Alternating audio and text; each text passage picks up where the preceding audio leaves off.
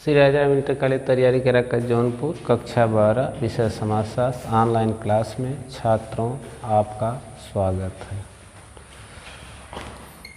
इसमें आपको पढ़ाएंगे संस्कृति की प्रकृति एवं विशेषताओं का उल्लेख कीजिए। प्रश्न नंबर 1 होगा अध्याय 5 में। अध्याय 5 में प्रश्न नंबर 1 है संस्कृति की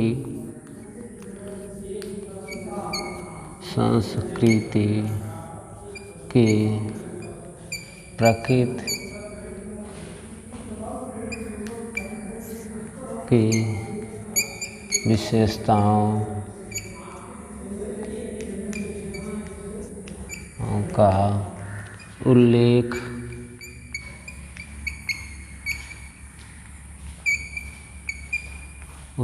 कीजिए।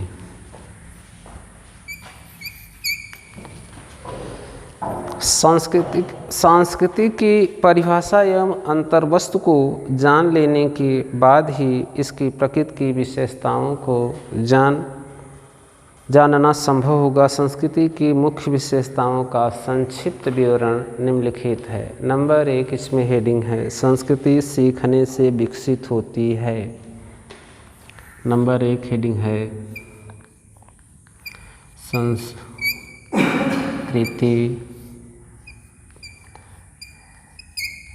सीखने से विकसित होती है। संस्कृति सीखने से विकसित होती। संस्कृति व्यक्ति का जन्मजात गुण नहीं होता है, क्योंकि संस्कृति समाज में रहकर व्यक्ति सीखता है। संस्कृति व्यक्ति का सीखा हुआ व्यवहार है। जब समाज में वह जन्म लेता है, जन्म लेने के उपरांत सीखे गए गुण को संस्कृति की संज्ञा दी जाती है, क्योंकि सांस्कृतिक विकास उसका समाज में रहकर ही होता है। यह जन्मजात उसका गुण नहीं होता है कि जन्म लिया और संस्कृति लेकर पैदा हुआ, ऐसा कुछ नहीं होता है, क्योंकि समाज में जन्म लेने के बाद व्यक्ति को उचित अनुचित का ज्ञान कराया जाता है। उसका सीखा हुआ व्यवहार ही संस्कृति मानी जाती है, क्योंकि परिवार उसका प्रथम पाठशाला होता है। माता पिता, भाई बहन, चाचा चाची, दादा दादी इत्यादि द्वारा उसको उचित अनुचित का ज्ञान कराया जाता है कि समाज में रहकर आपको कैसा जीवन जीना है, किसके साथ कैसा व्यवहार करना है, किसके साथ समाज में आपका क्या संबंध है, क्या उचित है क्या अनुचित है, यह ज्ञान उसको समाज में रहकर ही कराया जाता है। समाज से परे रहकर व्यक्ति कुछ नहीं सीख पाता है, क्योंकि उसको जो स्व का ज्ञान होता है वही वह सीखता है। जब वो समाज में आता है तभी उसको यह ज्ञान होता है क्या उचित है क्या अनुचित है, हम किस प्लेस पर हैं, हमको यहाँ क्या कहना है, क्या सुनना है, कौन बड़ा है कौन छोटा है मुझसे, किसके साथ कैसे बर्ताव करने हैं, किसके साथ कैसे व्यवहार करने हैं, और समाज में किसके साथ मेरा क्या संबंध है। वो सामाजिक संबंधों के आधार पर संस्कृत सीखा हुआ व्यवहार माना जाता है। दूसरी टॉपिक है संस्कृति संचरित होती है। संस्कृति संचरित होती है।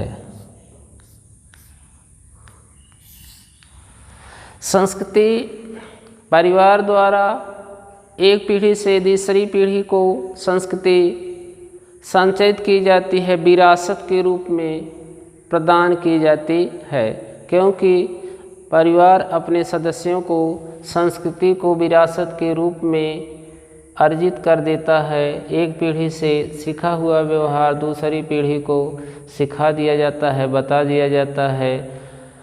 उसका परिवार में रहकर परिवार के सदस्य एक दूसरे का अनुकरण करते हैं, नकल करके कुछ गुण सीख लेते हैं। जो गुण नहीं सीख पाते उनके परिवार द्वारा उनको वह सिखाया जाता है कि किसके यहाँ आपको क्या संबंध है, किसके यहाँ आपको कैसे रहना है, किसके यहाँ कैसे क्या करना है, इसका ज्ञान संस्कृति के माध्यम से एक पीढ़ी को दूसरी पीढ़ी को संचरित की जाती है, तो संस्कृति का संचार होता है। संस्कृति का संचार होता है। संस्कृति वह समग्र रूप में अगली पीढ़ी को विरासत के रूप में मिल जाती है। इसी कारण विशेषता संस्कृति का रूप पीढ़ी दर पीढ़ी परिष्कृत होता चला जाता है। संस्कृति के संचार में मुख्य साधन भाषा का होता है। भाषा के माध्यम से संस्कृति को एक पीढ़ी से दूसरी पीढ़ी को संचरित किया जाता है और एक पीढ़ी से दूसरी पीढ़ी के लोग भाषा के माध्यम से संस्कृति का संचार होता रहता है। एक दूसरे की बात को सुनकर देखकर लोग समझ लेते हैं, ज्ञान प्राप्त कर लेते हैं। जो व्यवहार उनको नहीं आता है उसको बता दिया जाता है, अनुकरण कराया जाता है उनके परिवार के द्वारा कि यह कार्य करना उचित है, यह कार्य करना अनुचित है, इस कार्य को आप इस ढंग से करेंगे। उसके बाद तीसरी टॉपिक है संस्कृति समाज से संबंधित होती है।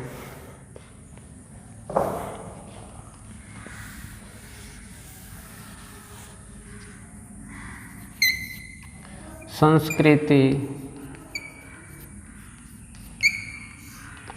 समाज से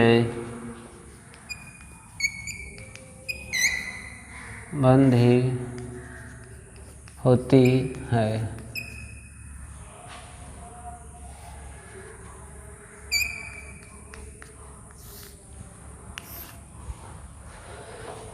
संस्कृति का समाज से संबंध होता है क्योंकि समाज में रहकर व्यक्ति सांस्कृतिक गुणों को सीखता है। समाज से अलग कर दिया जाए तो उसका सांस्कृतिक विकास नहीं हो पाता है, क्योंकि समाज से परे अलग आप किसी का, आपने तो सुना होगा समाज शास्त्र में रामू नाम का एक बालक था जिसको भेड़िया उठा ले गया था। भेड़ियों की माद में पाया गया। जब उसका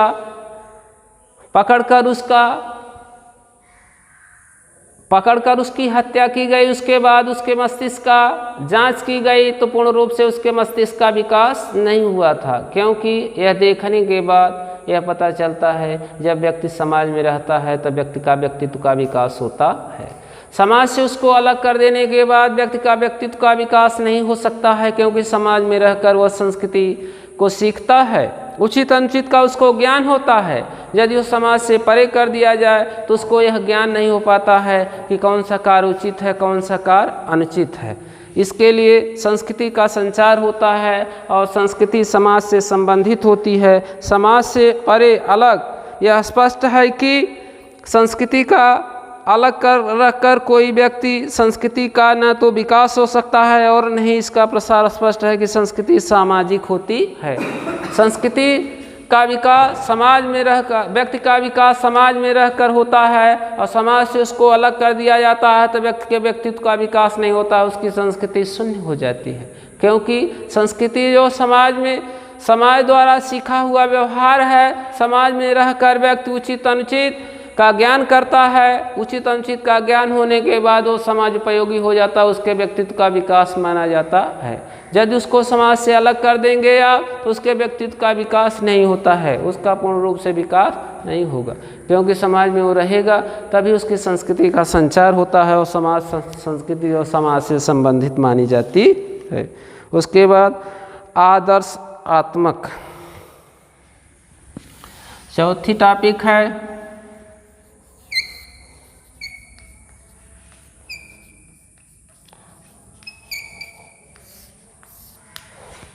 संस्कृति जो है आदर्शात्मक होती है, क्योंकि मानव समाज में रहकर नियमों आचार व्यवहारों को सीखता है और संस्कृति के अनुरूप समाज के अनुरूप वैसा व्यवहार समाज में करता है।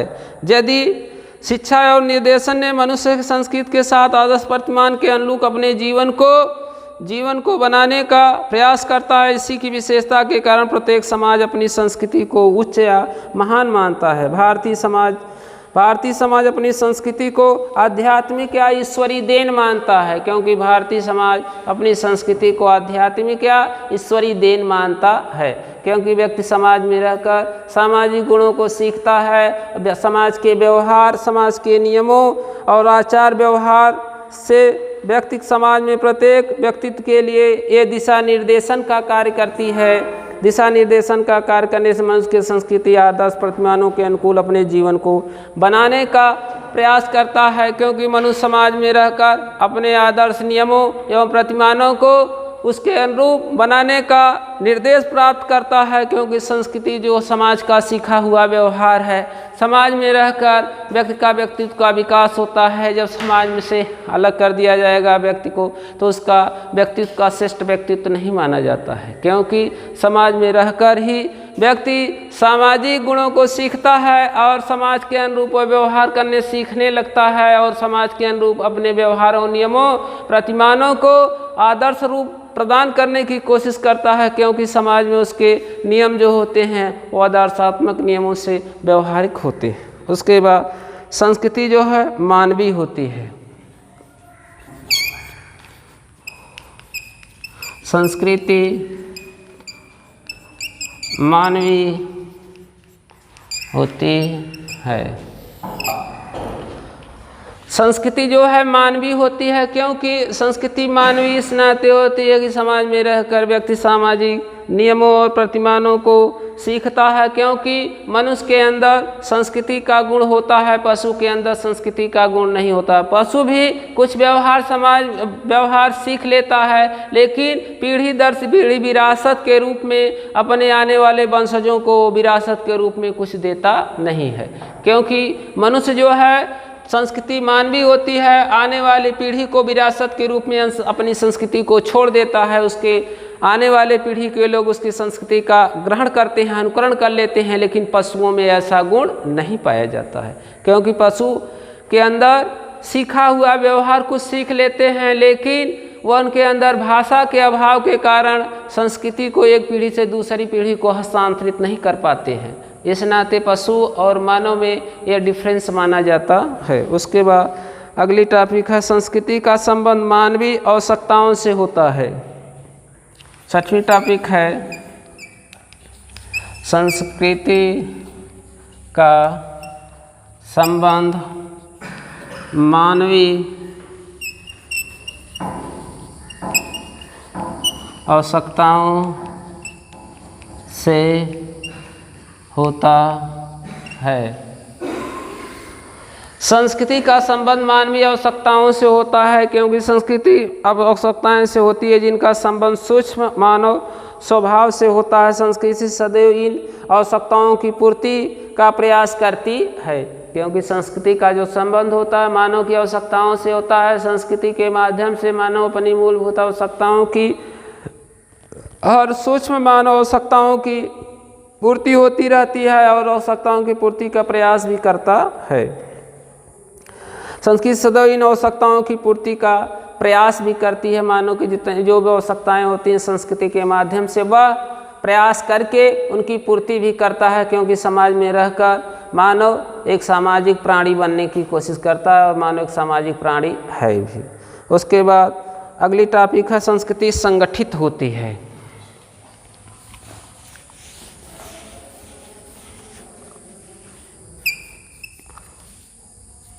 संस्कृति संगठित होती है। संस्कृति संगठित होती है क्योंकि संस्कृति अनेक पक्ष होते हैं, परंतु ये सभी पक्ष स्पष्ट संगठित के विभिन्न पक्षों का परस्पर एक समग्र रूप में बनते हैं। इस प्रकार स्पष्ट है कि संस्कृति में संगठन एवं एकमूतता की प्रवृत्ति पाई जाती है। एक संस्कृति जो है संगठित होती है। संस्कृति का संगठन व्यक्ति समाज में रहकर संगठित होकर अपने अपने अनुरूप सभी लोग संगठन बनाते हैं। संगठन बनाकर अपनी संस्कृति का प्रचार एवं प्रसार करते हैं। सभी लोग एक दूसरे को अपने से श्रेष्ठ मानने लगते हैं।